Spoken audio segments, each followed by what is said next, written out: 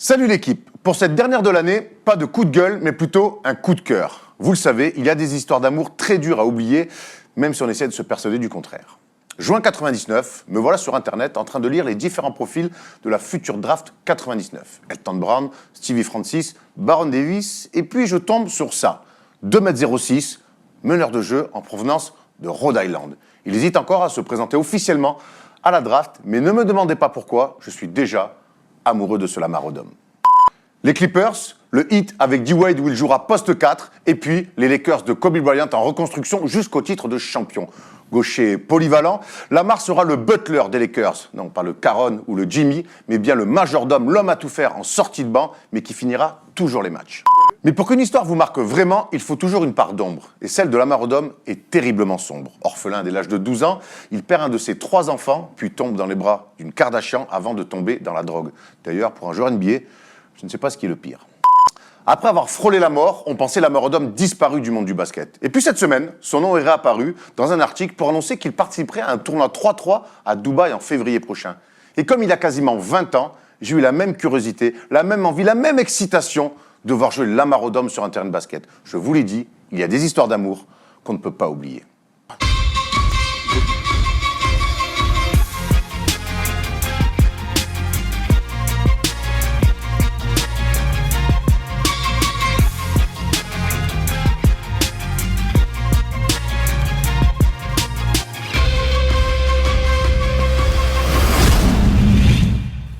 Salut l'équipe, on est jeudi et le jeudi c'est le First Day Show, le dernier de l'année 2018. Déjà que l'année est passée vite, mais ne vous inquiétez pas, on reviendra en 2019. Et pendant les vacances, on vous a préparé 2 petites vidéos. Un tu préfères que je vous laisse découvrir. Il y a un quiz Made in Stephen Brun où j'affronte Thomas Dufan. Vous allez découvrir ça. Le quiz, ça sera le 25 décembre, le jour de Noël, comme ça, entre la dinde et 16 coupes de champagne. Vous pourrez découvrir ce quiz qui a été chaud.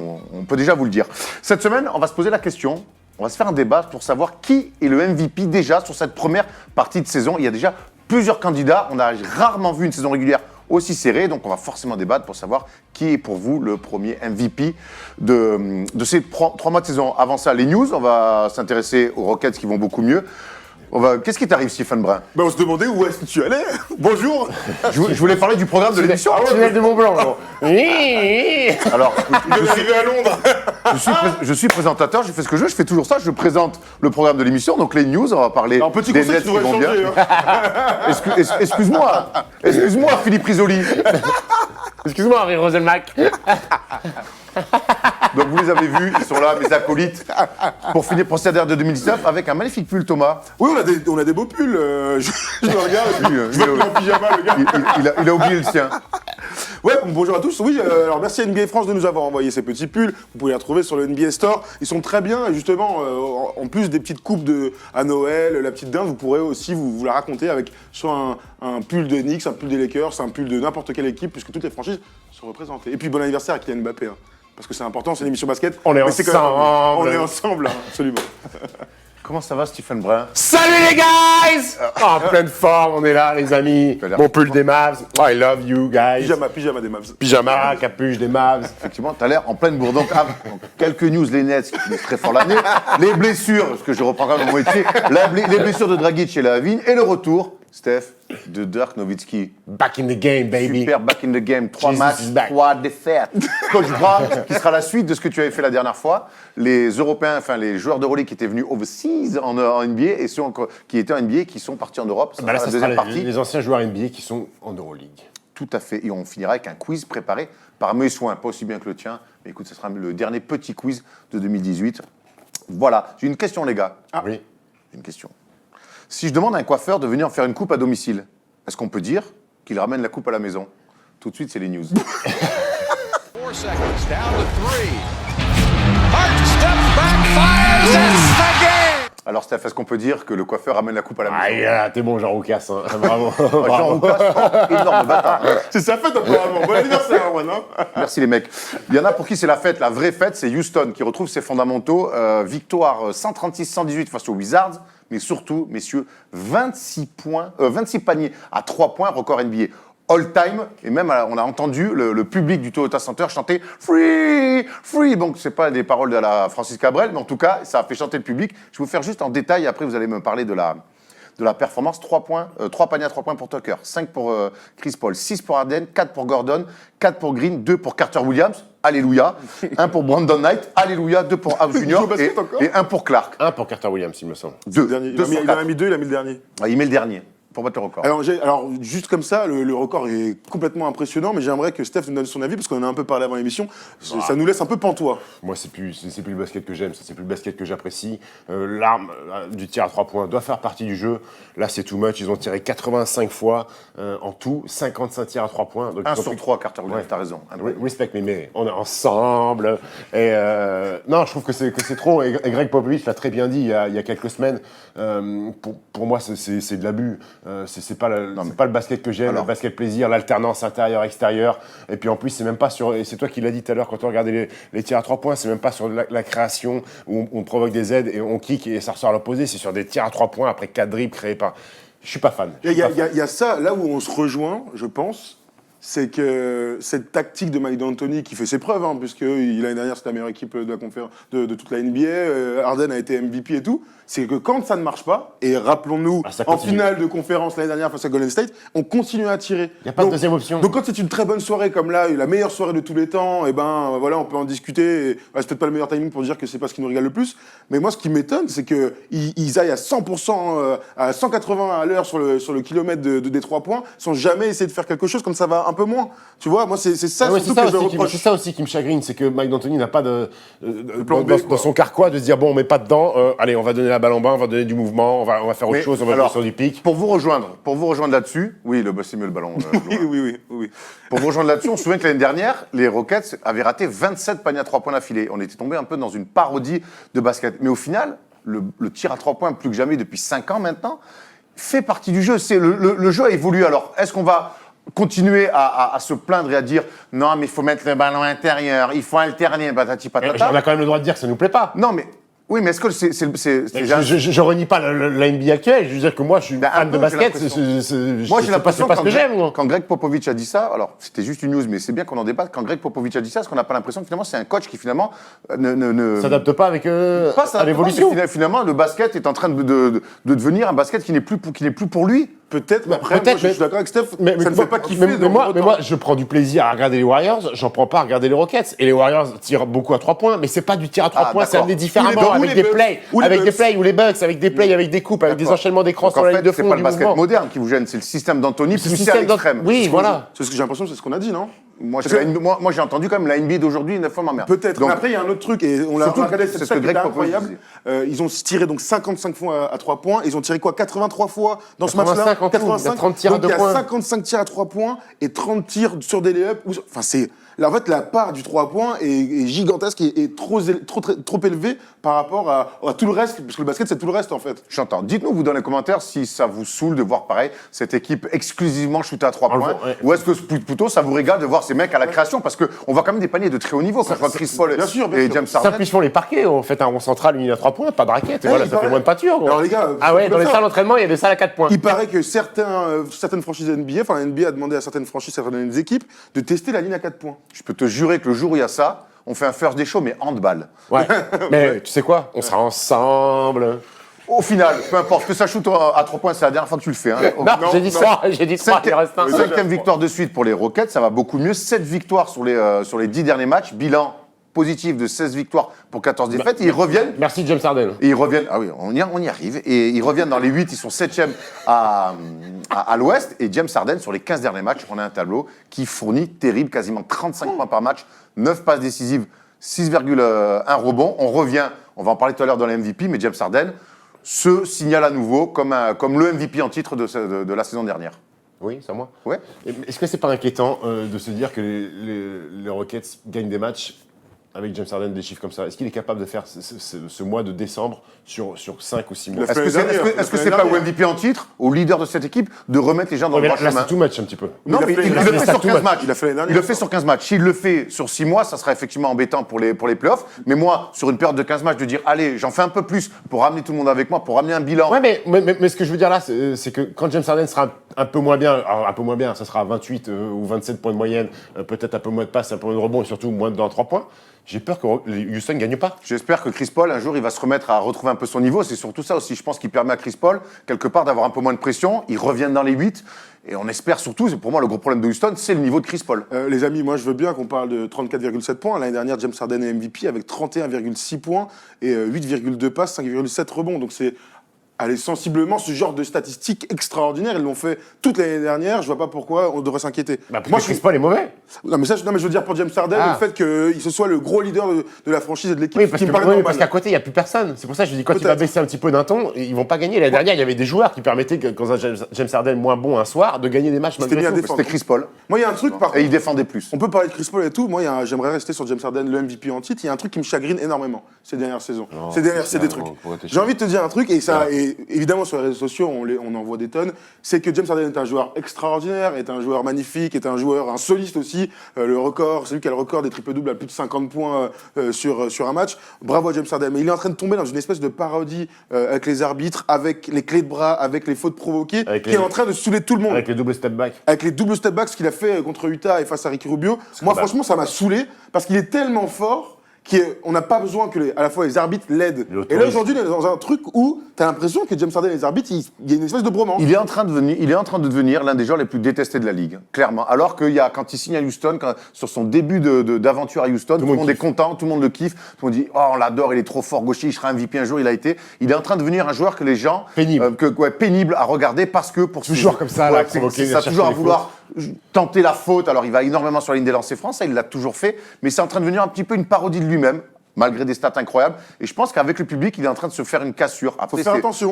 Après, c'est à lui de gérer ça. Moi, ce qui me chagrine sur cet épisode du marché, c'est pour. Alors, je vais faire un peu mon vieux, mais pour tous les enfants qui se nourrissent de ça, de highlights tous les matins, et qui voient ce move, les éducateurs, les coachs qui sont compétents dans les écoles de basket, qui coachent les gamins, qu'est-ce qu'ils vont dire? Ils vont dire non, il y a un marché, alors que les gamins voient ça et se disent ben non, c'est bon, c'est très compliqué. À un moment donné, il faut rétablir un peu Oui, mais alors les là, règles du basket. c'est pas la faute d'Arden. Un mec qui fait 6 pas au basket. Oui, c'est la faute des arbitres. C'est sifflé, t'es ridicule, côté. Mais donc tu dis quoi aux enfants? Tu dis les arbitres sont mauvais. Ça aussi, c'est un discours qui est compliqué à tenir aux gamins. Les arbitres en NBA sont très mauvais. En ce moment, oui. Ouais, en ce moment, ils sont très très mauvais. Quand je vois l'attentat de John Wall aussi sur Lonzo Ball, La faute, ouais, ils célèbrent et tout. c'est une dans la nuit catastrophe. de mercredi à jeudi, Bogdanovic qui va pour égaliser contre les Raptors, qui se fait sabrer et que les arbitres donnent pas de coup de sifflet, ça fait beaucoup de choses.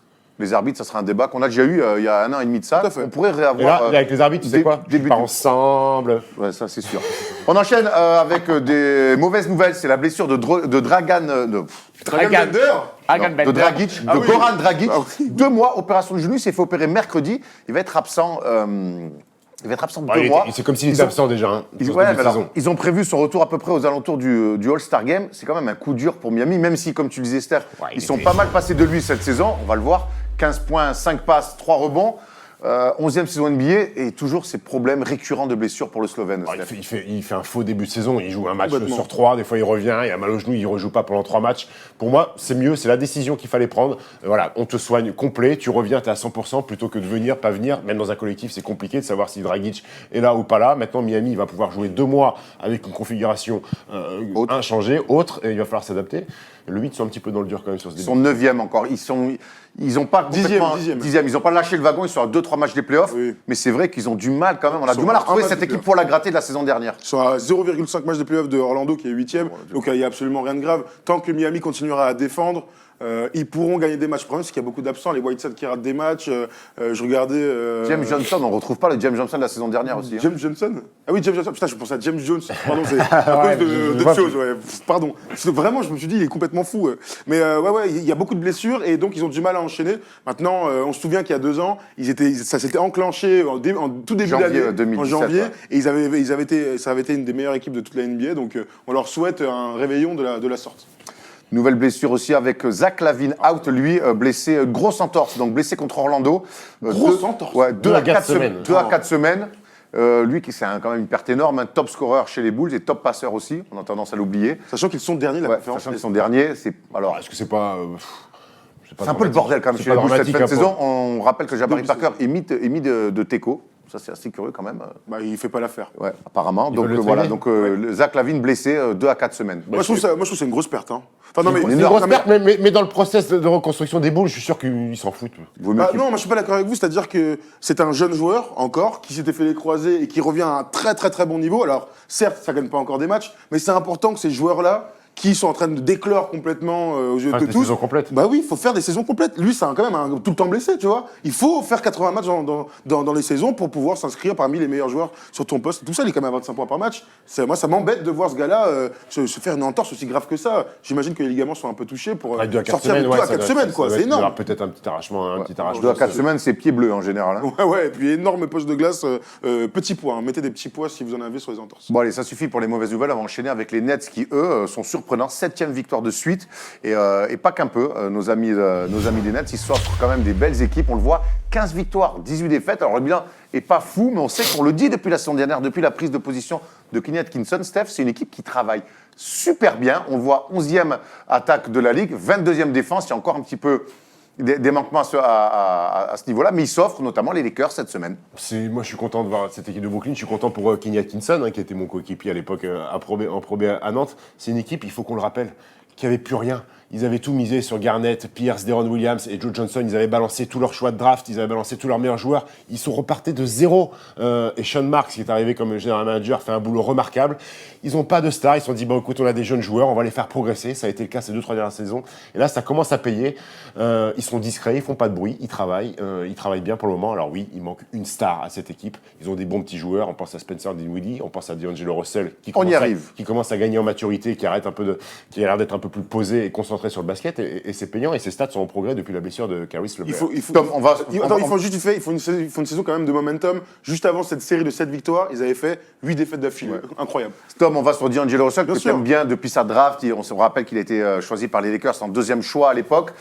Il est bon en ce moment, D'Angelo Russell. Il est bon, il arrive à maturité. Alors je dis pas qu'il est dans... Il a 22 ans. Hein. Il a 22 faut pas ans. se rappeler qu'aux Lakers, il a 19. T'as un gamin de 19 piges à C'était la aider. dernière saison de Kobe qui était une cata. 18 points, 6 passes, c'est des stats de bons joueurs, de joueurs qui enchaînent les bonnes performances au scoring, à la passe et tout ça, et qui dans les fins de match, et on l'a vu là forcément au dernier match face contre Chicago, où il refait son ice in the vein, parce que c'est un profil de starlet pour l'instant, mais de star à terme, c'est-à-dire que moi j'en ai beaucoup parlé, je l'imagine être le star d'ici 2-3 ans, c'est-à-dire tourner à 23-24 points, à 7-8 passes, avec du gap. Alors, Tu vois beaucoup de mecs All-Star quand même. Hein. juste le Lonzo Ball, ça fait que 2 les gars, après on peut en discuter pour les autres, hein. Mais ouais, D'Angelo Russell, moi j'ai toujours vu en lui un énorme potentiel. Là il rentre dans la maturité, et il a de très bonnes stats ces dernières semaines, tant mieux. Il est associé à Spencer Dinwiddie, Lui, ça marche vraiment très fort. super. Qui lui, pour le coup, 27 en sortie de banc, un parcours un petit peu plus sombre. On rappelle qu'à Détroit, il jouait pas. Il l'a envoyé je crois qu'il l'a envoyé à Brooklyn directement. Il est arrivé. En tout cas, on lui faisait pas confiance là-bas. Il n'est pas passé par Détroit.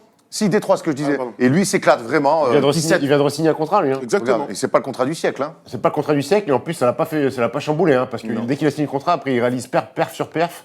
Bon petit joueur. Alors, il sort du banc la nuit dernière face à Chicago. Il met 27. Il est fort. C'est un joueur qui a travaillé, qui n'a pas arrivé avec un statut énorme dans cette NBA. Et il y a plein de joueurs comme ça à Brooklyn, même celui qui a contré les Browns, là, Jared Allen, c'est Jared Allen, c'est sa 2e saison. Il est correct, profil grand, longiligne, qui met la tête au cercle. Moi, je trouve que c'est des bons profils. Hein. Une belle coupe à France. Et Kenny Atkinson sort des joueurs comme ça. Ils ont un joueur qui était à Barcelone l'année dernière, qui jouait pas une minute et qui a été drafté et qui est à Brooklyn, comme il s'appelle, Kourouks.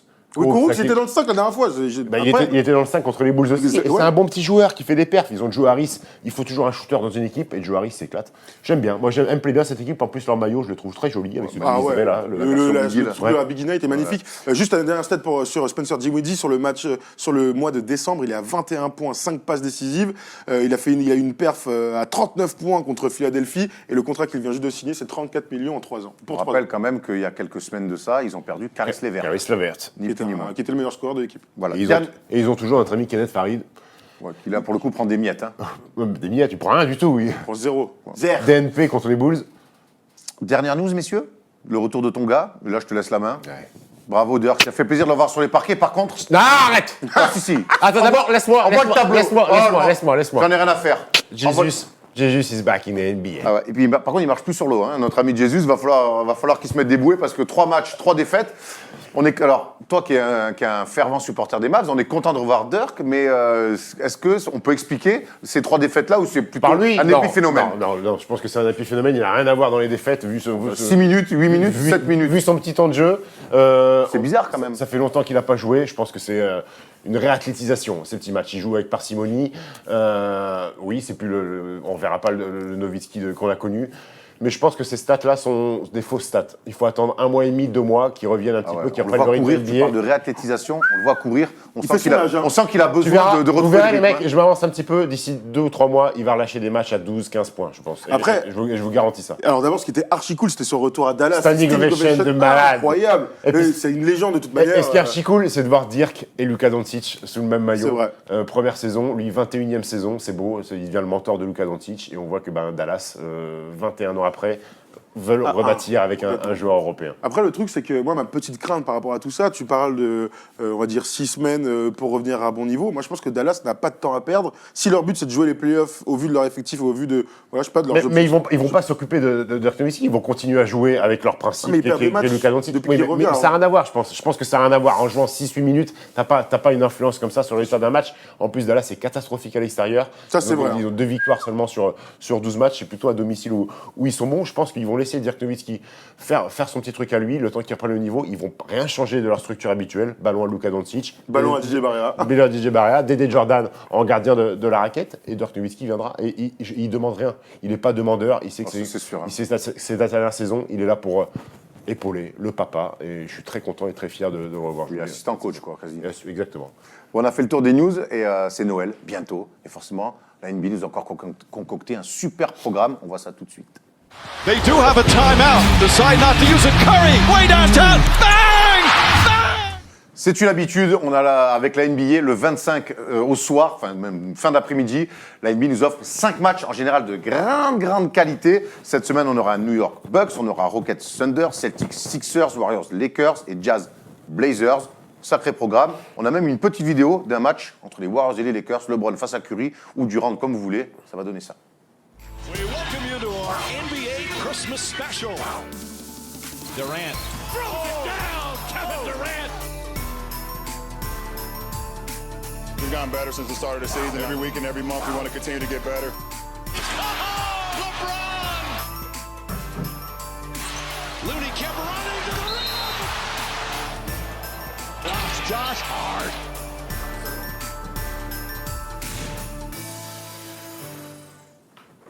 À suivre évidemment sur beIN Sport ou sur le League Pass, comme vous le souhaitez. Messieurs, on va voir le tableau de ces 5 affiches. Quelle est l'affiche qui vous botte le plus? Tu me demandes vraiment à moi? Parce que moi, on vient de la voir. Hein. Le Warriors-Lakers, je vous cache pas que... En fait, je suis surexcité à l'idée de voir ce match. Alors, il est à 2h du mat, donc c'est parfait. Je serai en pleine digestion après avoir pris plein de... Comment ça s'appelle? De citrate de pétaïne pour digérer. Ça va être super. Non, moi, franchement... Avec des papillotes, là, tu sais, avec les pétards à l'intérieur, là. Tu connais pas ça? Non, C'est quoi, Si, Oui, bah oui, oui, quand même. oui, La oui, famille, pétard dans les Il y a que les papillotes. vieux qui connaissent ça ou quoi? Bah, apparemment. Donc, du coup, Lakers Warriors, oui, c'est la grosse affiche de cette journée-là.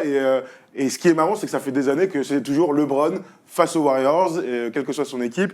Et c'est un peu le côté la suprématie de la conférence Ouest. Et pourquoi pas des belles joutes qu'on pourra voir, les prémices de belles joutes qu'on pourra voir en playoff. Steph, il y aura ton gars Yanis au Garden. Toujours sympa, non? À 18h. Ouais, mais c'est pas le match, À 18 c'est heures. pas le match qui m'intéresse le plus, Yanis au Garden, c'est un match amical pour notre... C'est bien pour commencer là. C'est bien pour Oui, commencer pour là. jeter l'appétit, hors-d'œuvre, pour voilà, pour voir le grec ravager le Garden, c'est De très voir bien. Fornikina taffer. Ouais, moi, il y a 2 matchs, il va falloir que je choisisse un. Je crois que je vais choisir le choc de la conférence Est entre Philly Tu vas en choisir, ils sont tous à la chaîne. Moi, bah je me oui. fais la nuit. Non, mais tu m'as dit que Ah, la question, oui, c'est quel est pardon. le match Pardon. qui vous excite le plus. Donc, je vais choisir le choc de la conférence Est entre Philly et Boston, les 2 prétendants à la couronne de cette conférence Est, avec Boston qui a timidement commencé la saison. Et j'ai envie de voir cet affrontement. Jojo Embiid, Ben Simmons, Jimmy Butler face à Kyrie Irving. Ben Simmons, c'est qu'on te Ben connaît. Simmons, pardon, my bad. Et face à Kyrie Irving, Jason Tatum et notre ami à leur forme. Mais moi, j'ai bien envie de voir, alors, tout ça, c'est OKC, très intéressant. Houston. Et oui, OKC Rockets, quand même, Quel ça a de la affrontement. gueule. Ce qui est bien, c'est qu'on n'aura pas de choix à faire réellement. Mais c'est vrai que cet affrontement entre des Rockets, on vient de le dire, qu'ils vont beaucoup mieux. Et OKC, finalement, qui fait une saison très, très solide avec ce trio incroyable. Adams, Westbrook, en triple-double, on n'en parle pas assez, mais c'est bien de le dire, qui est quand même encore en triple-double à 20-10-10. Ben oui, je prends tes infos. On en parlera pour les et James Harden en face qui est en feu, on en a parlé, donc voilà. Et puis, on va finir aussi avec le Blazers Jazz. Sympa comme confrontation. En général, là, On est rarement déçus avec les Blazers. Il n'y a que Thomas qui est encore levé à 4h du matin. Non, moi je pense que je suis en train de dormir. On se refait un bout de dinde avec la farce marron à 4h du Vu mon matin. programme, je suis pas sûr. Et d'ailleurs, je vais vous poser une petite question vite fait comme ça. Là. Quand vous avez un 4e repas de Noël le 25 au soir, c'est pas le truc le plus frustrant au monde de pas être devant sa télé, de regarder de la NBA Moi je regarde sur mon téléphone. Non, mais c'est ce que je fais moi, repas de Noël. Non, assiette à emporter, je me sers, Mais je mets oui. sur le canapé, bon. Moi, ouais, le 25, plus moi, de le quoi, 25, bon le 25, je appétit. suis chez mon père, je mange devant la télé. hein. Bon appétit. Ça va alors. Non mais quand c'est des repas à table, c'est difficile de dire bon les gars, il y a NBA. Moi je mets sur mon petit téléphone. non, non. Alors, on je me suis un parle, garçon je fais- très bien éduqué, très poli, mais le 4e repas en famille à 22h30, bye bye. Moi, le 25 Hop, après-midi. j'enlève, je desserre la ceinture, la main dans le falzar. Moi, le 25, je suis chez David. Et il sait très bien qu'il organise le canapé, la table basse et ça Il est grignote. prêt. Boxing Day Tranquille. et ça, magnifique. Voilà, parfait, on est bien comme tout. On est ensemble. C'était la dernière fois. Ouais, c'était la dernière fois. c'était la Merci, dernière. ça m'arrange. Vous êtes prêts pour le débat? Parce que là, il y a plein de choses à dire. hein. Juan Ça fait Antonio, 3 mois de ça compétition. Qui est le véritable MVP de ce début de saison? On en parle tout de suite dans le débat. Dennis Rodman, if you forget all about the hair and all the tattoos, watching play basketball, he can do. Allez, 2 mois et demi, 3 mois de compétition. Et on a envie de se poser la question, qui est pour l'instant le MVP de ce début de saison, de ce premier tiers de saison? Et forcément, il y a des noms qui reviennent logiquement. Antetokounmpo, Steph Curry, LeBron James, Kawhi Leonard, Kevin Durant, Anthony Davis. Est-ce que j'en oublie, messieurs? Après, on aura des mentions. hein. Après, l'avantage du MVP, c'est qu'il ne peut avoir qu'un seul. Exactement. Donc on peut en citer 15, hein, mais. J'ai envie de commencer quand même par celui qui fait beaucoup parler, c'est Giannis Antetokounmpo, qu'on attendait aujourd'hui comme un mec dans la course au MVP, l'un des favoris dans la course au MVP, et il confirme clairement qu'il en fait partie. Ah, il en fait partie très clairement, hein. 26,7 points, 13 rebonds de moyenne, 6,1 passes décisives, quasiment Bilan de 21 victoires, 9 défaites. Et ce résultat d'équipe, je crois que c'est les 3. Milwaukee fait partie des 3 seules équipes avec Denver et avec Et avec les Raptors. Et avec les Raptors, à moins de 10 défaites, Tout à fait. je crois qu'il a fallu attendre 20 ans pour que Milwaukee atteigne la barre des 20 victoires aussitôt dans une saison. Giannis Antetokounmpo confirme, Giannis Antetokounmpo est une machine de guerre. Et par rapport aux autres, Giannis Antetokounmpo, il y a quand même d'autres forts joueurs dans son équipe. Et alors c'est le main guy, mais il y a quand même Chris Middleton qui est très bon, Eric Bledsoe et Brook Lopez. Moi je trouve ce garçon-là formidable. Alors MVP c'est aussi... résultats collectifs, pour l'instant les résultats collectifs sont là, et résultats individuels, et en plus il est présent des 2 côtés du terrain. Je crois qu'au Nate Defensive Rating, il est top 5, il est 2e meilleur contrôleur de son équipe derrière Brook Lopez, il est plus d'un compte de moyenne, il est dans les interceptions. C'est un homme à tout faire, et pour moi c'est l'arme atomique de ce début de saison NBA. Là où je te rejoins complètement, même si moi c'est pas mon MVP de ce début de saison, et c'est peut-être C'est le le tien, deuxième. parce que en Oui, fait, c'est moi, le c'est tien. moi qui ai commencé par Giannis, mais de manière tout à fait C'est le mien, c'est le par mien. hasard, c'est le tien. Il C'est le est mien. tout à fait légitime au vu de son bilan collectif et au vu de son évolution aussi dans le jeu. Mike Budenholzer lui a apporté, on a fait une vidéo la semaine dernière autour des Bucks, lui a apporté quand même un changement dans son jeu. Il y a eu un moment, on se souvient, il y a 2-3 ans, on se posait la question de est-ce que c'est comme un LeBron, c'est-à-dire qu'il va jouer poste 3-4, mais meneur de jeu de son équipe, c'est-à-dire monter la balle, faire des passes, faire jouer les autres, ou changer son jeu. Et là, cette année, il n'est pas du tout meneur de jeu. Alors oui, il va faire des coast-to-coast, oui, il va remonter la balle, oui, il va faire jouer les autres, mais il est très proche du cercle. Et je trouve que c'est en ça que je trouve que son évolution est très intéressante. Brook Lopez est donc à l'extérieur, et lui il est tout seul dans la raquette, et tout seul dans la raquette, il est totalement inarrêtable. Il est totalement inarrêtable, et on le voit, alors il a des systèmes pour lui, pour le démarquer, il attrape souvent, il est dans ce curl-là pour Complètement. attaquer le cercle, et défier les grands avec ses appuis décalés, finir en poster, finir en dunk. Non, il a moins le ballon en main qu'un LeBron ou qu'un James Harden qu'on citera tout à l'heure. Et en plus de ça, Du coup, ça devient une équipe moins prévisible. une tout équipe à moins fait. prévisible, et sa Tout à fait. qualité de passe, on la sous-estime. Je crois que c'est Il a 6 passes par match. c'est avec Jokic, le seul joueur à plus de 2,10 m à être dans le top 10, le top 15 des meilleurs passeurs de NBA. Il est remarquable. Il a le triple-double, je crois, 20 triple-doubles, je crois, depuis 21 double-double, double-double. 2 triple-doubles depuis le début de la saison. Et non, et puis il y a toujours ce point d'interrogation. Que va devenir ce joueur quand il va rajouter ce petit tir? Justement, c'était ma 24 ans. c'était ma question suivante. Tu trouves qu'il évolue, toi, un petit peu dans l'adresse? Moi, je l'ai vu. On a l'impression qu'il l'en prend beaucoup plus naturellement. Moi, je l'ai vu Il évoluer. est capable, sur des débuts de match, des fois, de mettre quelques séquences. Ça reste encore très irrégulier. Ça reste très très irrégulier, bien sûr, encore, mais je le vois évoluer, et notamment, on en parlait avec Thomas, sur des fadeaways à 4-5 mètres, quand il prend la balle en bas. Je trouve qu'il est de plus en plus fluide, ce tir en reculon. Il a filoché pas mal de fois, il le maîtrise un petit peu plus. Maintenant, sur le tir à 3 points, sa mécanique est encore un petit peu heurtée. Mais Mike Budenholzer est rentré dans son cerveau pour lui dire « Je m'en fous que tu envoies des briques parfois, je veux que tu prennes ces tirs. » Et je crois que toute l'équipe des Bucks aussi a compris la philosophie de Mike Budenholzer. T'es maladroit, mais déjà, si t'as compris le concept qu'il faut en prendre pour en mettre, t'es déjà bien parti. Tout à fait. Tom, le concurrent principal, j'ai envie de dire, à Giannis Antetokounmpo, en tout cas dans la conférence Est, c'est Kawhi Leonard. Donc la transition, elle est un petit peu facile. Les Raptors qui ont un meilleur bilan que les Bucks, 24 victoires pour 9 défaites. Il y a un Kawhi Leonard, sur lequel il y avait plein d'interrogations par rapport à sa saison dernière, à son transfert surprise chez les Raptors. Lui aussi est arrivé un petit peu comme s'il avait toujours été chez les Raptors. On le voit, 26,4 points par match, 8,5 rebonds, 3,2 assists. Les stats sont énormes et l'impression visuelle aussi, elle est fantastique. Le truc de Kawhi Leonard, c'est qu'il arrive dans une très bonne équipe, la meilleure de la conférence Est l'année dernière, et qu'il la rend encore meilleure.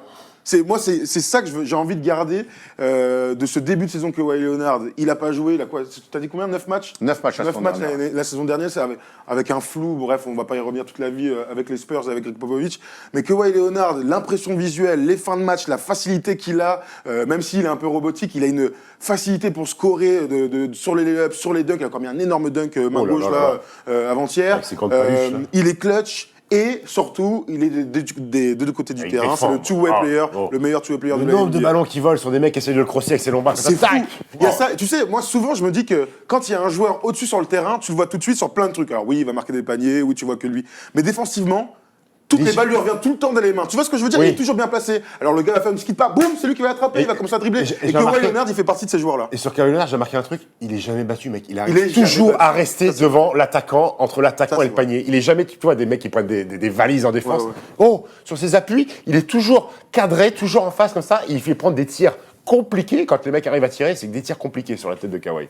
Il est très, très, très, très fort. Moi, c'est mon MVP et aussi voilà, pour toute l'histoire et pour le bilan collectif parce que l'équipe régale et moi, c'est même là aujourd'hui mon favori pour les finales NBA. Ouais, moi, je te rejoins. Toronto favori pour moi à l'Est sur ce que j'ai vu depuis 3 mois. Favori à l'Est pour la différence avec les Bucks, c'est que Toronto, sur les grosses rencontres du début de saison, ils ont gagné. Ouais. Bucks, c'est souvent solides. Et Kawhi Leonard, je le mets MVP aussi parce que ce que fait Giannis, il y a une évolution. Encore Giannis, et je te dis, il est encore dans une évolution alors que Kawhi, pour moi, est déjà à son prime.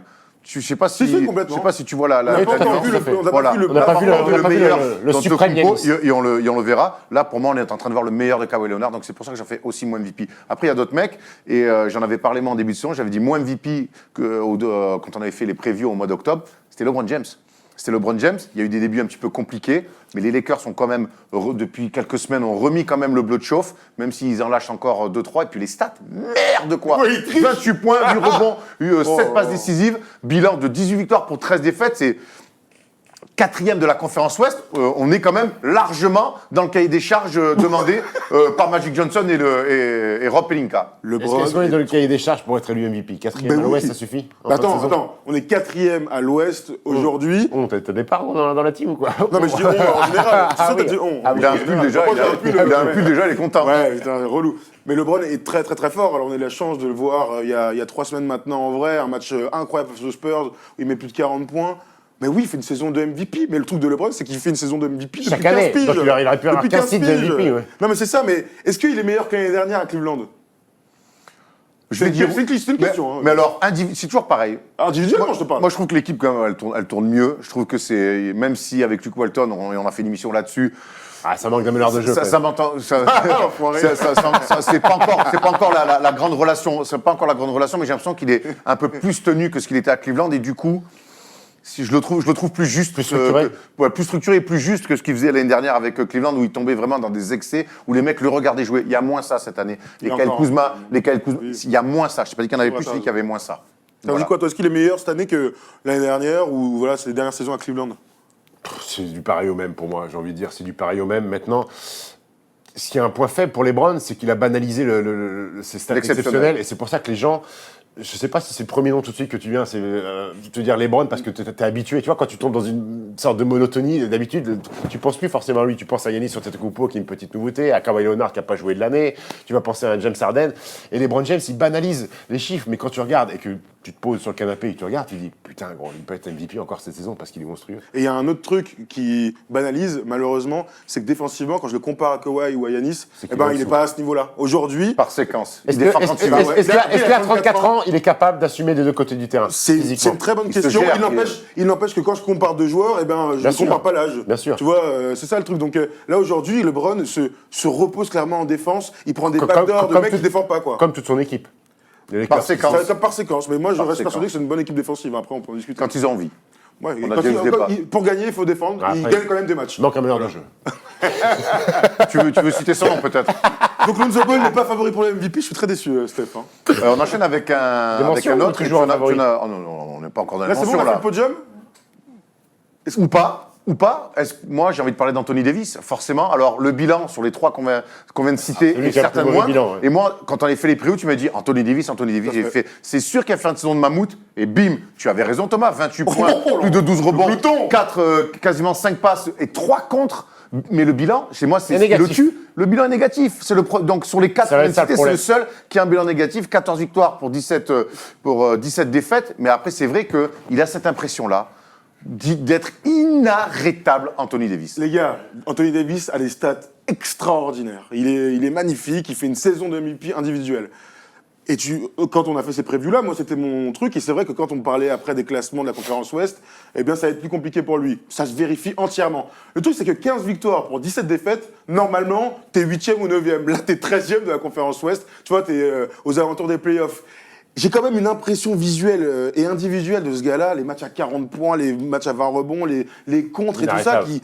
Ouais, il est hyper dominant. Il est hyper dominant. Le problème, c'est que quand je le compare aux autres, eh bien, c'est le bilan qui va rentrer en ligne de compte et qu'il est forcément en dessous et qu'il est même pas sur le podium du coup. Et c'est le grand problème d'Anthony Davis, c'est qu'au bout d'un moment, avec cette équipe-là, il va être toujours limité par son bilan. Mais comme il va aller aux Lakers cet été. Et comme, alors, on fera une vidéo spéciale Oui, là-dessus. oui, J'aimerais oui. bien que Steph, on la fasse avec toi, parce que Ouais. c'est vrai qu'on imaginait beaucoup les Lakers attendre la Free Agency 2019 pour voir les Free Agents. Mais finalement, on a passé quand même 10 jours là-bas. On est allé voir 4 matchs des Lakers et on a eu la chance d'être accueillis magistralement par certains journalistes là-bas, des insiders avec qui on a First beaucoup Team discuté. 101. Avec qui on a beaucoup discuté. Et en fait, le fantasme des Lakers, c'est pas d'aller chercher Kawhi Leonard, c'est pas d'aller chercher Jimmy Butler, Anthony Davis. c'est d'attirer Anthony Davis. Par un trade. Forcément par un trade. Ah oui. Donc, quelque part. Donc ils ont Et lui, lui, je je un pense- gros meneur alors. Les Non, il est relou. Et je pense que lui, Lonzo, on est ensemble. insupportable. les gars. Je sais pas ce qu'on a, je suis désolé. Catastrophe. Il se check dans la main. Donnez-moi vos carnets, s'il vous plaît. Et je pense que moi, c'est ce qu'ils vont faire un all-in sur Anthony Davis cet été. C'est-à-dire, Bah all-in, ouais, c'est-à-dire tout à- quoi ouais, Brandon tout à- Ingram, Lonzo Ball. Ça, pourquoi tu dis on pense, tout le monde le sait. Enfin, c'est pas, Ok, c'est pas ton avis. je veux Excuse-moi, insider. Non, mais on Est-ce parle que tu par penses rapport que c'est par une rapport bonne aux infos idée qu'on a eues. Est-ce que tu Ah penses oui, que c'est mais une c'est bonne pas idée encore, d'associer LeBron James et Anthony Davis? Oui. Ah ouais, putain, ils sont un peu complémentaires. Hein, Non, oui. non, mais c'est Oui. pas- L'avantage d'Anthony Davis, c'est Beaucoup un poste plus, 5 qui peut tout faire. beaucoup plus que Kawhi Leonard Oui, très clairement. ou Jimmy Butler. Mais ça va faire peur à plus d'une équipe. Hein. Ah, ben- L'hydre à deux têtes, Anthony Davis, LeBron James. On refera une vidéo là-dessus. Il y a beaucoup de trucs à dire, on est d'accord. On leur Tu fera kifferais, toi, fan des Lakers? Ou tu préfères, Ah, ou tu le but, préfères c'est que- Kawhi Leonard? Bah, bon, après, tu vois, on en reparlera, mais en fait, tu t'attaches à des jeunes, mais si l'équipe, elle devient finaliste, tu as la possibilité de battre les Warriors, tu vas pas dire non, quoi. Au bout d'un moment, c'est la... Lonzo Ball, allez, fous-moi le camp, on s'en fout. Hein. On Gros, oublie. on parle d'Anthony tiens, Davis, on hein. se gifle. Justement, les Warriors, on y arrive parce qu'on a parlé de pas mal de 4 joueurs. On n'a pas parlé des champions en titre. Il y a quand même 2 mecs qui sont dans la course au MVP. Il y a Steph Curry qui fait des stats incroyables et Kevin Durant. On va commencer avec Steph Curry. On en a fait une vidéo lundi dernier pour revenir sur ses pourcentages incroyables où il frôle les 50% au tir, 50% à 3 points et 90% au lancer franc. Et Steph Curry, c'est 29 points, plus de 5 places, plus de 5 rebonds, bilan de 21 victoires pour 11 défaites. C'est vrai que les Warriors, on n'est pas habitués à les voir lâcher autant de matchs. Il a raté quelques matchs, il a été blessé un petit peu Steph Curry, mais j'ai l'impression qu'on retrouve le Steph Curry saignant de ces années où il était notamment la 2e année du titre MVP. C'est le problème de sa candidature, j'ai envie de dire. Ce sont les 10 matchs manqués pour blessure. Là, quand on fait on départage Là, les mecs, c'est le à problème. mi-chemin, il a pas joué assez de matchs pour moi, pour En être revanche, MVP. en termes de niveau de jeu, d'impact sur le jeu, quand il est là et pas là, il y a quand même une énorme différence. Et on parle des Warriors, qui est peut-être le plus beau collectif de tous les temps. Donc, ouais, il fait encore une fois une saison de MVP. Ils sont beaucoup.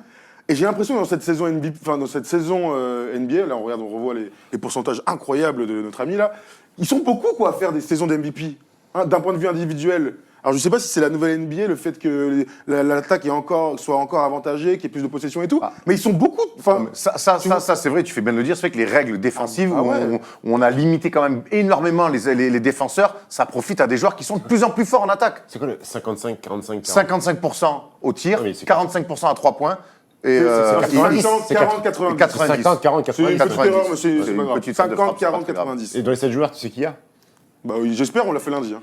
Vas-y, Il y a Steve Nash. Mais non. Bah, Nowitzki. bah. Il y a mon player. Merci, Ah oui. Merci. Ce qui est bien avec les Warriors, c'est qu'il y a Steph Curry, puis il y en a un autre. Il y a Kevin Durant aussi. Ouais. Est-ce qu'on peut mettre Kevin Durant dans le chapeau des joueurs en course complètement pour le titre de MVP? Quand même, oui. D'un point de vue des stats, complètement. D'un point de vue du mec, complètement. Moi, je retiens que pendant l'absence de Steph Ils ont Curry, perdu. l'équipe était moins forte. Et que c'était à lui d'élever son niveau. Bah, Klay Thompson aussi, il manquait de Draymond Green, bien sûr. Mais quand tu as un joueur comme KD, normalement, tu dois toujours gagner des matchs, quoi qu'il arrive. Et c'est à lui, James Harden l'a fait à Step Up, c'était à lui de le faire et il a un peu moins fait. Après, d'un point de vue stat, il est extraordinaire, quoi. Et oui, tu as 2 MVP potentiels dans cette équipe-là. Voilà.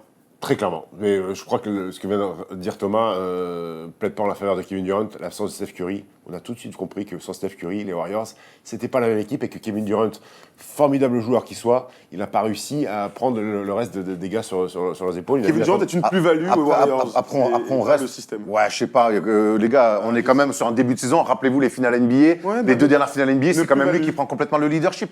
Il y a toujours cette espèce de scoring. débat, pas que au débat. Ouais, mais il y a scoring. Je mets pas 40 points et puis on perd ou on gagne. Il met les paniers de la gagne. Ouais, mais, il fait plus que scorer. mais Draymond Green a raison. Et Draymond Green a raison. Plus-value. Sans Kevin Durant, ils ont gagné. Et avec Steph Curry. Oui, ils ont perdu aussi un 3 incroyable. Donc, Oui. non, mais moi, je suis pas pro Curry ou pro Durant. Mais en fait, j'arrive jamais à me dire qui est le patron vraiment de cette équipe. Effectivement, là, ça peut être pour Curry le fait que pendant son absence, ils ont perdu les matchs. Mais tu rajoutes aussi l'absence de Draymond Green. Mais moi, le patron sera toujours le mec qui est là depuis le départ. Ouais, et puis sur qui le jeu se repose, parce que KD, on n'a pas cité ses stats, il a 28,8 points, il a 7,5 rebonds, il a 6,1 passes, ce qui est quand même incroyable. Petit pourcentage à 3 points. Petit 35%. pourcentage à 3 points, 35, c'est peu habituel pour lui, mais bref, 6 passes quoi, c'est énorme. C'est énorme pour des ailiers, enfin bref, les gens aujourd'hui... C'est là où on se rend compte qu'en NBA, individuellement, Ah oui, merci, bonne info. c'est le haut du panier. Tu penses qu'il pourrait dominer en Jeep Elite? Pas sûr, parce qu'on est dans une zone 1-3-1, il pourrait... voilà, Allez les gars, on va enchaîner parce qu'il y a encore plein de mecs dont on veut parler. Et on veut parler de James Harden, on en a parlé un petit peu dans les news parce que les Rockets vont bien et c'est James Harden clairement qui s'occupe de tout. James Harden, MVP en titre, qui a eu du mal à rentrer dans sa saison. C'est jamais simple finalement de digérer un titre de MVP. Et puis c'est de dire aussi les mouvements de l'effectif. Hein. Pour James Harden, ça a été compliqué pour lui. Là, il a compris qu'il fallait mettre la 6e vitesse, enclencher la 6e pour retrouver un bilan positif, parce qu'ils ont longtemps été dans le négatif, cette équipe de Rockets. Mais oui, James Harden est dans la discussion. Alors derrière, parce que saison décevante par rapport à l'année dernière où ils ont dominé la Ligue, et c'est pour ça que ça lui coûte des points, je pense, quasiment à la mi-saison. Mais est-ce qu'on peut imaginer que les Rockets, s'ils sont pas dans le top 4, James Harden pourra dire au revoir à son titre de MVP? Oui. Évidemment. Bien sûr. On est d'accord On est là-dessus. tout à fait d'accord. Bien sûr. Il y a Ça marche trop- il y a pour trop- chacun il y de a- nos gars. Après, je vais revenir et on finira là-dessus sur la concurrence. Ouais. Chris Paul, on en a parlé, il est kata, donc on a quelques mentions. Moi, j'ai bien aimé le début de son Joel Embiid, qui est un petit peu rentré dans le rang. Il s'est un peu pris la tête. Enfin, j'ai l'impression que l'arrivée de Jimmy Butler, Ouais, il a leur pas gagner fait des que du matchs. bien. Il a pas fait que du Ça bien lui à a pas lui. fait que du bien au niveau de l'ego. J'avais envie de citer Paul George et Russell Westbrook. Russell Westbrook, on l'a dit en. Ah oui. Non mais c'est intéressant, vas-y. Paul parce George, que c'est la de- meilleure de- carrière de sa saison. Et toi, meilleure comme tu le saison de dis, sa carrière. de sa carrière, pardon, il est fantastique. Il met des cartons. Il a encore mis 43 cette semaine. Il met des tirs de la gagne. Et on voit Russell Westbrook à 20 points seulement, 10-10. En triple-double. Ils se sont trouvés. Russell Mieux Westbrook que la en- saison dernière. Russell Westbrook est encore en triple-double de moyenne. C'est dingue. Non mais ce duo, parlez-moi un petit peu de ce duo. Est-ce qu'on peut... Il y a un leader, alors on revient à ce que tu dis, est-ce que lui, le taulier, c'est celui qui est là depuis plus longtemps? Parce que j'ai quand même l'impression que les tirs pour la gagne, ils reviennent à Paul George. Il revient à Paul George. Le taulier, ça restera Russell Westbrook, qui a l'air, alors je parle, il y a eu 40 matchs de joués, d'avoir pris un peu conscience qu'il fallait quand même donner à manger à la bête, parce que la bête, elle aurait pu partir, mais elle a préféré rester avec toi pour essayer dans la durée. Donc il faut savoir récompenser aussi ce genre d'effort-là. Et Russell Westbrook s'est peut-être dit, Paul George, c'est un joueur de niveau supérieur dans cette ligue, il faut que je le mette en avant, il faut que je le fasse briller. Et donc Russell Westbrook est moins Pac-Man, il mange moins le ballon, notamment sur les fins de match, parce qu'il en a perdu un paquet. Le duo est pour l'instant complémentaire, mais Russell Westbrook, il fait encore une saison triple-double, et ça, c'est un truc d'animal. Ça. Moi, tu sais, en fait, juste avant, pour vous expliquer. C'est vrai, non, même si le triple-double est devenu une banalité en NBA, faire des moyennes de triple-double. 3 saisons d'affilée, Oui. c'est pas fou. En fait, on vous expliquait un peu, parce que juste avant l'émission, on parlait justement de Paul George et de Russell Westbrook. Est-ce que Paul George faisait partie des favoris, on va dire, pour le titre de MVP? Dans la course. Allons très loin. Ils sont deuxième. Écoute-moi, OKC est deuxième à l'Ouest. Je vous propose un truc. OKC finit premier de la conférence Ouest et meilleur bilan de la NBA. Russell Westbrook est à 20-10-10. Ouais, il sera un peu plus, je pense, en points, mais voilà, 22, 23, 10-10. Triple-double, troisième Mais saison. là, tu me barbes déjà. Ok, 20-10-10. 23, c'est énorme déjà. Je te donne 20-10-10. Ouais. Je rigole pas, 20-10-10. ça, je te donne. Et Paul George continue sur les bases qu'il a, donc meilleur stat en carrière, 25 points, sachant qu'on sait que Paul George, quand on arrive en février, il a des coups de fatigue, des coups de mou. Est-ce que, et que donc, le titre de MVP doit revenir à un joueur du Thunder, est-ce que c'est réellement à Paul George que tu donnerais ce titre de MVP? Tu me disais oui avant. Moi, j'ai envie de Tu me dire dis oui. un peu- Non, mais j'ai envie de dire oui. J'ai envie de dire Bah, oui. il disait oui avant de regarder que Russell Westbrook était en. Non, mais non, tu dis n'importe quoi. Moi, je le donne à Paul George quand même. Parce que, alors certes, déjà, l'autre, il a déjà eu son titre de MVP. Alors, effectivement, il a certainement banalisé un petit peu le triple-double, parce qu'il reste des performances de mammouth, mais il l'a banalisé. Et je trouve que Paul George, il y a toute une démarche. La démarche de re-signer, de rester là, de dire je vais faire confiance à cette franchise-là. Et comme par hasard, il signe un énorme contrat et il sort sa meilleure saison en carrière. C'est pas anodin. Honnêtement, il a fait des marques importantes, des 43 points. Il a mis 50, Sur un il me début de semble. saison. Oui, sur un début. Attention, on mais fait un t'as bilan en raison, début de t'as saison. raison. Moi, aujourd'hui, si on doit donner un titre de MVP à un membre du Thunder, je le donne à Paul George. Après, un mec qui vient me voir, il me dit moi, je le donne à Westbrook, je vais pas lui dire t'es fou. Pour aller dans ton sens, il y a un truc qui est marquant avec Paul George, c'est son impact défensif. Oui. Il est très fort en attaque. C'est toujours le défenseur d'élite. D'ailleurs, qu'il ne soit pas dans les All-NBA Defensive l'année dernière, c'était un peu étonnant. Mais c'est un gars qui va au charbon, qui prend toujours le meilleur joueur adverse sur les ailes et qui doit avoir un triple poumon, beaucoup de poumons, beaucoup de souffle Il est en pour être très fort des deux côtés. Et ça va dans ton On sens. parle beaucoup des two-way players avec Giannis et Kawhi Leonard, mais Paul George fait partie de cette équipe. Tout à fait. Moins fort, jusqu'ici. Ouais, mais il fait partie il en de cette famille-là. C'est peut-être Clairement, un peu clairement. éloigné, mais en tout cas, il en fait partie. Très clairement. Mais pour finir sur les mentions et sur le débat du MVP, vous valorisez le collectif. Les Nuggets, meilleure équipe de NBA. On est arrivé. Est-ce que Nikola Jokic est dans la course au titre de MVP sur ce début de saison? Moi, je pense qu'il fait pas assez de chiffres. Et pourtant, C'est terrible de dire ça. C'est terrible de dire ça d'un mec qui remplit toutes les cases possibles. 18-10, Ouais, il fait pas assez de 6 ou chiffres. 7. C'est vrai. Alors, il a l'impact un peu, même si, pour moi, les triple-doubles n'ont plus la même valeur qu'il y a 15-20 ans. Il lâche des triple-doubles, il lâche des records à la passe qui sont Mais lui, hardcore pour dans un le poste de 5. valuable, il correspond complètement aux choses. Pour moi, il fait pas assez de chiffres. Pas assez de points. En points. Il est à 18,1 points. Il est donc le meilleur dans son équipe. Au point, au rebond, aux assists, aux steals, au bloc, c'est Paul Millsap. Mais il est quand même à 18, 10 et 7,4 passes D. Après, il y a énormément dans cette équipe de Denver De bons joueurs. de joueurs, je ne veux pas dire de compléments parce que c'est pas péjoratif, mais de mecs qui sont des vrais joueurs NBA qui mettent des points. On pense à Gary Harris qui est blessé, Jamal Murray, Paul Millsap qui a été correct sur 15 jours quand il est revenu. Donc c'est pour ça que Nikola Jokic ne peut pas non plus tourner à 22, Non, 23 points. mais c'est intéressant de voir la perception qu'auront les mecs qui vont voter de Oui. ça. Il aura des mentions, mais il sera pas MVP, Ouais. c'est sûr, j'ai envie de te dire. Après, il y Il n'est pas a assez fort dans les stats. après, tu vois, un autre registre complet, mais c'est Damien Lillard. Qui fait une saison, encore une fois, fait une saison encore. exceptionnelle. Damien c'est Lillard, 27 points par match, 6 passes, 5 rebonds. Il est à 45% au tir et 40% à 3 points.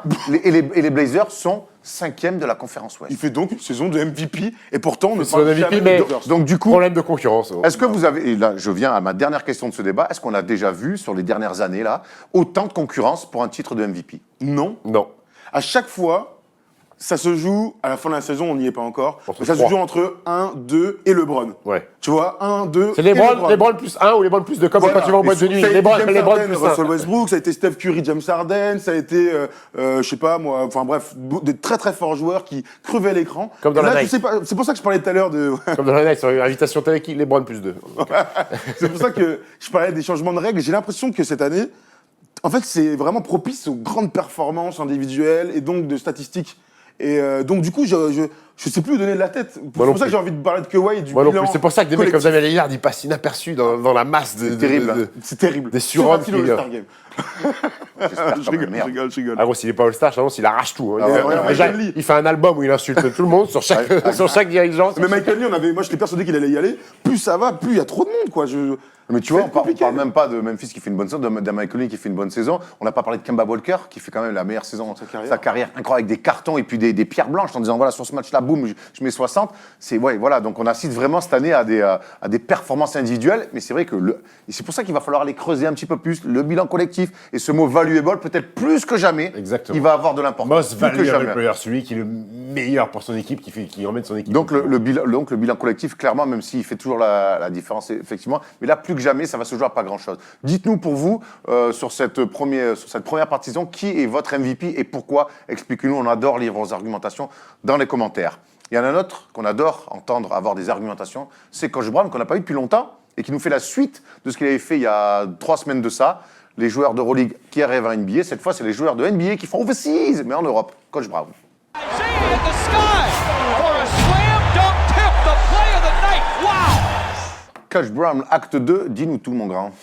Ouais, alors on va s'intéresser aux garçons qui avaient un rôle en NBA l'année dernière et qui ont décidé d'avoir plus de responsabilités en Euroleague. J'ai pris 5 joueurs, il y en a d'autres, mais 5 joueurs vraiment marquants que les gens ont connus en NBA. On commence par Shane Larkin, vous vous rappelez de ce petit bonhomme qui était à Boston la saison dernière, qui a joué 54 matchs de saison régulière, 11 matchs de playoff, avec la blessure de Kyrie Irving, il a pris des minutes supplémentaires.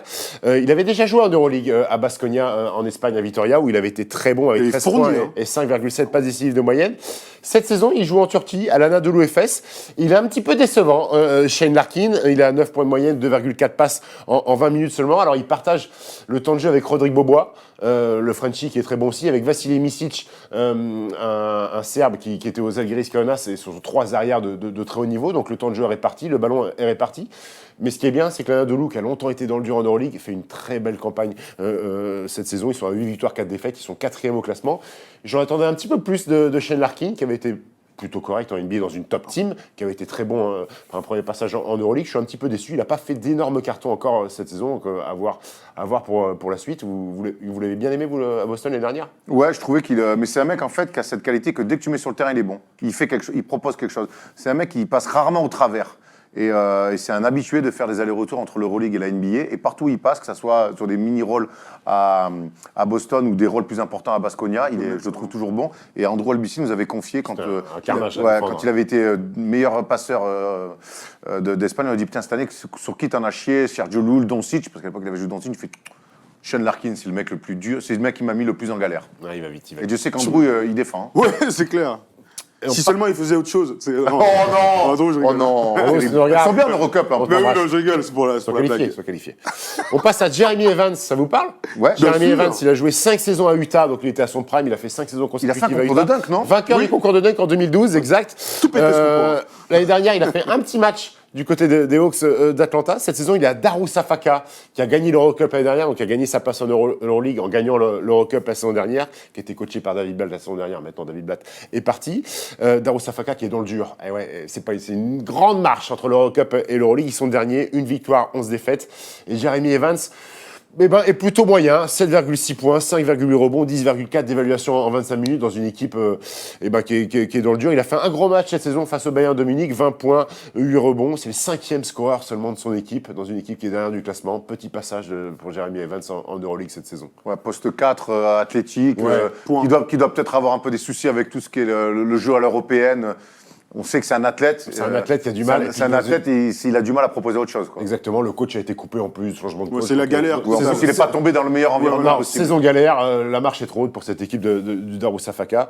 On passe à un autre garçon que tu as bien connu, Tariq Black, qui était non drafté. Ça te dit rien, Tariq Black, non drafté à sa sortie de Kansas? Tu me dis ça comme si Ça ça l'a était connu mon parce que pote. t'es fan des Lakers, Ah oui, c'est pour oui. ça. Il a joué à Houston, il a fait 25 matchs, puis il a fait 2 saisons et demie aux Lakers, 43 fois dans le 5 de départ. C'est la pire époque de l'histoire des Exactement. Lakers, La saison dernière, il était revenu à Houston, 51 matchs, 2 fois starter. Donc 2 fois starter dans cette équipe des Rockets la saison sûr. dernière, c'est plutôt honnête.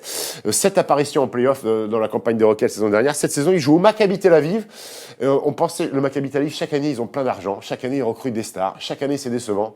Et une nouvelle fois, c'est décevant. Ils sont 14e, 3 victoires pour 9 défaites. Et Tariq Black, qui est moyen, qui est très irrégulier, qui fait quelques Je l'ai bons vu matchs. très bon face au CSK. Exactement. Il est en moyenne à 9,5 rebonds, à 63% de réussite. C'est un garçon qui campe un petit peu dans la raquette, qui est costaud, qui est pas très grand, qui est athlétique, qui est vertical, très large, qui est très costaud, qui pousse au sol. Lui aussi, j'en attendais un petit peu plus. Le Maccabi aussi. Je crois qu'il a un énorme contrat, peut-être le plus gros du Maccabi Tel Aviv. Ah oui? Il prend pas loin de 1,5 million, je crois, la saison, notre ami Tariq Black. Euroleague, c'est énorme. Et il est plutôt décevant. Un mec qui n'a pas forcément de nom. Chaque année au qui s'en Maccabi, fout, c'est quoi. des noms, ils accumulent les noms. Tu vois, comme quoi, c'est marrant de voir pas ces terrible. athlètes de NBA. Parce que j'ai l'impression quand même que Tariq Black en NBA c'était limité, mais il arrivait à s'exprimer un petit peu. Poseur d'écran, il y en en Europe, alors je l'ai vu très bon face au CSKA, donc c'est le contre-exemple, mais j'ai vu d'autres matchs que tu commentes chez nos amis des SFR. Les mecs, ils ont du mal, des fois, quand j'ai dit quoi? RMC, excuse-moi. Je trouve que les mecs, des fois, quand c'est les attaques de zone, quand il y a des trois quarts presse tout terrain, tout, qu'est-ce qu'ils en chient à comprendre le jeu, quoi. C'est compliqué pour eux. C'est compliqué pour eux. Il y en a un pour qui c'est moins compliqué parce qu'il avait un vécu en Europe. C'est notre ami Geoffrey Lauvergne. 208 matchs NBA en 4 franchises, Denver, OKC, Chicago et les Spurs la saison dernière. Il en a eu marre de ce rôle de backup ou voire de troisième rotation intérieure avec très peu de minutes. Il avait envie de se relancer, d'avoir des responsabilités. Il arrive au Fenerbahçe, qui est peut-être des plus belles équipes d'Euroleague cette saison, qui est premier avec une seule petite victoire. Une seule petite défaite, 11 victoires, une défaite. Alors oui, il a plus de responsabilités. Le problème, c'est qu'il joue backup du meilleur pivot de l'Euroleague, qui est Yann Vezeli, le Tchèque. Mais il s'en sort très bien, Geoffrey Lauvergne. Backup à 10 points par match, 71% au tir, merde quoi. Et surtout, au tir. en 18 minutes. C'est très fou, peu de temps de jeu, il rentabilise à merveille. Zeljko Obradovic, qui est le coach le plus titré en Euroleague, en est très content de Geoffrey Lauvergne. Et ce qui me plaît, c'est que depuis 3-4 matchs, parfois, ils sont associés ensemble, Yann Vezeli et Geoffrey Lauvergne. Il jouait 4. Ouais, alors il aime pas trop. On sait qu'en équipe de France, il a longtemps grogné parce qu'il voulait pas jouer 4. Là, s'il veut avoir plus de minutes, il va falloir qu'il joue 4 parce que Yann Vezeli est monumental sur ce début de saison. Toujours dans son registre, en mouvement, finisseur au cercle, rebond offensif, plein d'énergie, un energizer, ça plaît beaucoup au public du Fener, donc c'est très bien. Et il tire à 3 points ou dans le corner. Dans le corner, il met dedans.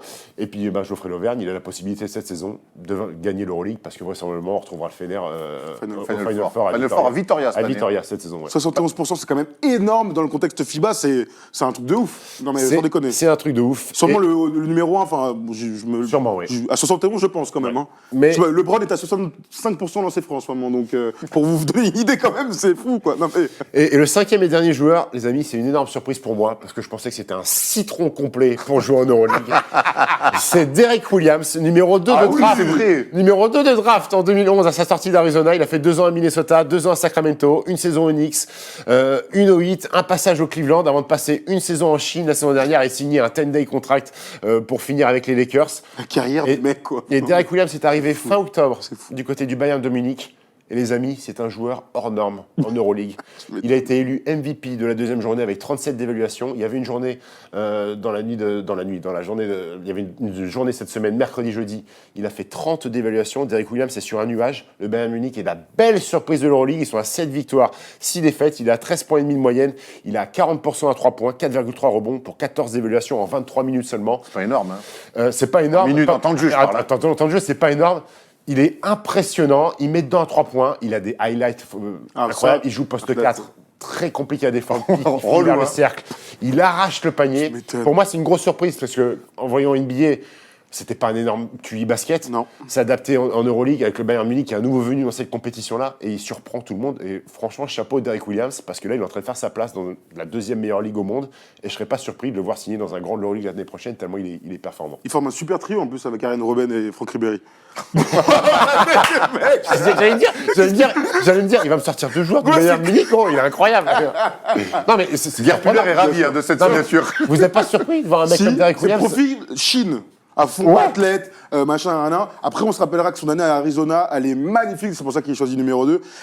Magnifique en tout, c'est-à-dire qu'il est très fort partout, passeur, rebondeur, scoreur, et qu'il a jamais réussi à s'imposer à NBA, mais parce qu'on a l'impression qu'il n'avait pas un basket assez haut et qu'il défendait. Choqué par ses perfs. Après, tu en parlais des athlètes comme Tariq Black et tout. Là, on est sur un athlète plus. Et sur un poste 4. Bâtard en plus, capable de mettre le ballon au sol. Alors après, des tirs, il peut en mettre, tu vois, c'est pas non plus un maçon. Donc c'est un enfer. La ligne est quand même plus proche qu'en NBA et ces mecs-là qui Je reste persuadé, non pas quand même le plus grand des QI basket. Ouais, mais j'ai par contre, ça leur semble bien. vu Et ces puis- matchs du Bayern, c'est quand même un club structuré, Ouais, bien coaché. il a dit- c'est qui qui coach Il est dans les systèmes, c'est un coach serbe, je me rappelle plus son nom. C'est un basket structuré, il y a des systèmes, et il n'est pas perdu, tu vois. Je l'ai jamais vu en train de dire, oh putain, tu vois. Il est structuré, il pose les écrans quand il doit poser les écrans, il prend les initiatives quand il doit prendre les initiatives, et c'est pour ça que je suis T'es surpris. surpris. Putain, mais belle surprise alors. Très belle surprise, Derek Williams. Bon, tu nous feras des petits points Euroleague Bien quand sûr, même, parce parce que que là, on va se l'Euroleague, on rapprocher régale. petit à petit de. L'Euroleague, c'est des la playoffs. régalade, c'est le caviar, basket caviar. C'est vrai. Non, le vrai caviar, c'est le quiz, les amis.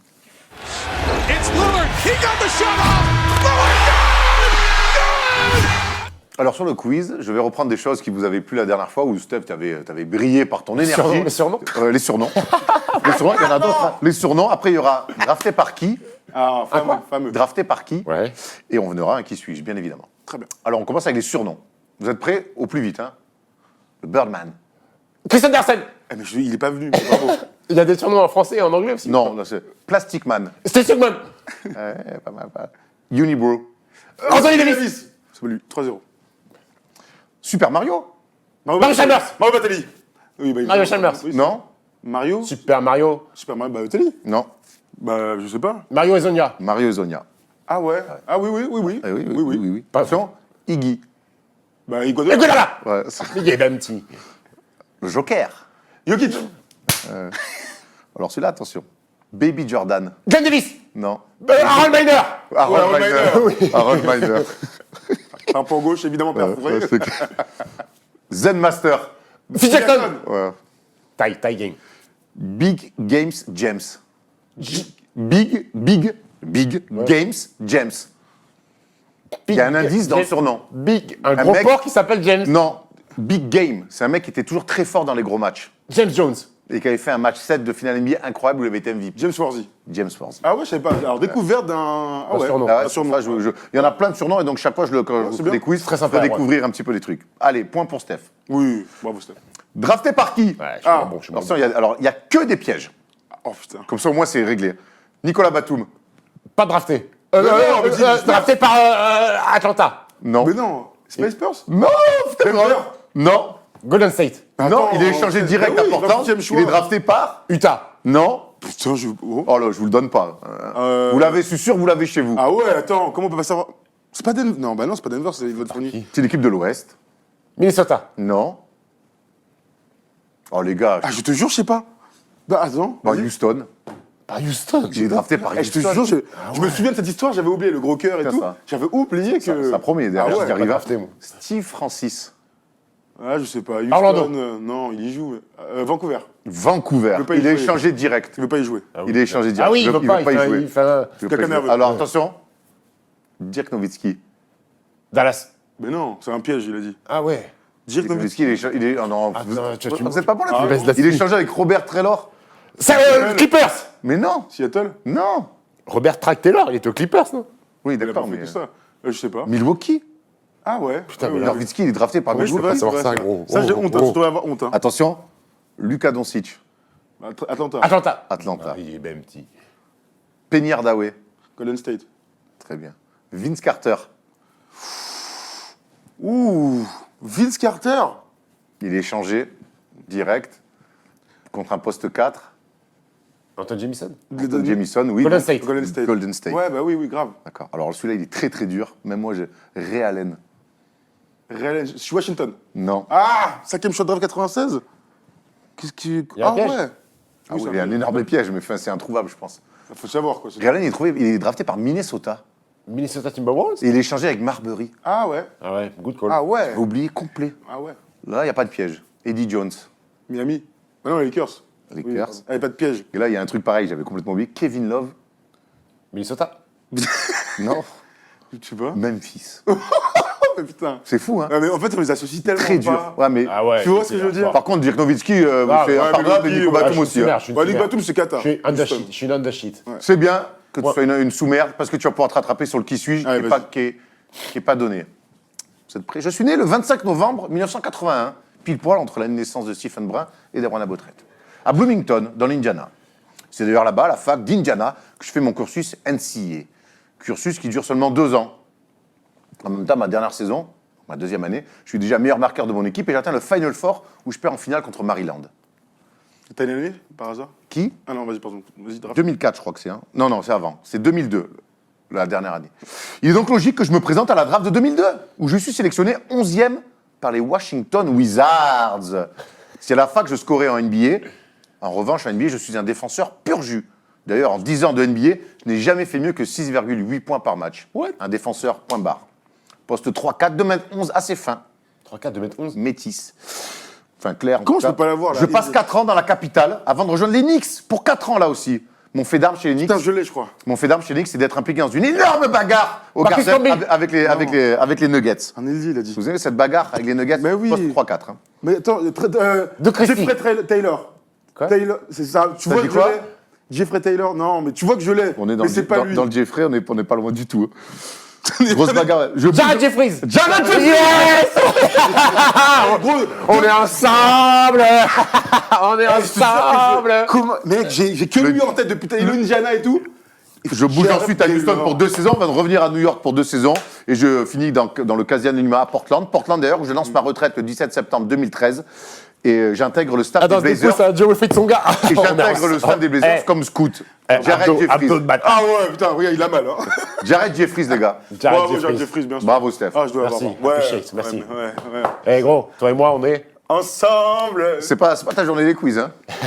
Pas de spoil, pas de spoil. Non, mais c'est la journée de Kiki Mbappé. Bon, les gars, c'était le dernier First Day Show de l'année. Ah oui. Merci à vous les mecs pour cette belle année. Quelle belle- Merci Steph, merci à toi Thomas, et surtout un énorme merci à Polo, parce qu'il faut que vous sachiez que si vous pouvez voir des First Day Show et des First Talk toute l'année, c'est que derrière il y a Polo. Et Polo, qui est à la base un chef d'édition journaliste, eh ben aujourd'hui il réalise, il est ingé son, Il a un gère son. tous les, Il gère branche tous les les prises HDMI. Ouais, il gère tous les problèmes techniques. Non, mais c'est vrai, il gère tous les problèmes techniques, qu'on soit ici ou quand on part à l'étranger, que ce soit aux États-Unis, à Miami ou à Los Angeles. Donc, un grand merci à toi, Polo. On salue Bravo, aussi Polo. Antoine qui est avec nous depuis quelques mois Polo, et qui gère le son. Polo, avec tous ces gentils mots, ne t'attends pas une augmentation, c'est juste un remerciement. Quand les déjà retraite, ce sera 8 000 € de plus, Polo. Ça fera Voilà. que Et 15 000 €. allez suivre Polo sur Instagram parce qu'il met des belles photos avec des parapluies. Non, par contre, sérieusement, si tu es une femme plutôt jolie, hein, peu Célibataire, farouche, célibataire. ou pas, ça c'est pas mon problème. Hein, il y a Chacun pas de va lui dire à sa tu, mort. absolument, il faut absolument que tu ailles écrire un petit DM à Polo, allez le suivre. Plus il y a de followers, plus Polo nous régale de ces petites photos non retouchées à Amsterdam avec des parapluies ou des regards de tombeurs. Bravo Polo en tout cas pour tout ce que tu fais. On vous aime.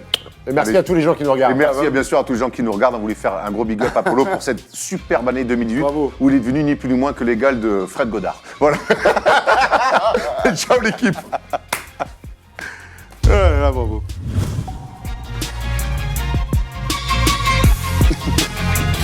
Jared Jeffries. On est ensemble.